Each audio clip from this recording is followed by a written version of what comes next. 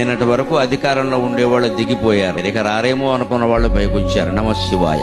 ఇంతకంటే భగవల్లేలకు ఉదాహరణ వేరే ఏమి అక్కర్ల. ఇంతకంటే ఉదాహరణ వేరే ఏమి అక్కర్ల. చిత్తశుద్ధి ఉంటేనే భగవంతుడు కాపాడతాడు అనడానికి నేను దేవాలయంలో కూడా నిర్ముఖమాటంగా రాజకీయంలో చెబుతున్నా. చిత్తశుద్ధితో నాకు ఇచ్చిన సీట్లు చాలు, వాటిలో గెలిస్తే చాలు అన్న పవన్ కళ్యాణ్ 23 చోట్ల నెగ్గాడు. 23 చోట్ల నెగ్గాడు. భగవంతుడు ఆశీర్వచనం అతనికి, అతని పార్టీకి, ఆంధ్రప్రదేశానికి సంపూర్ణంగా లభించాలని నేను కోరుకుంటున్నాను. నాకు పార్టీలు పక్షపాతాలు లేవు. నేను ధర్మపక్షపాతం.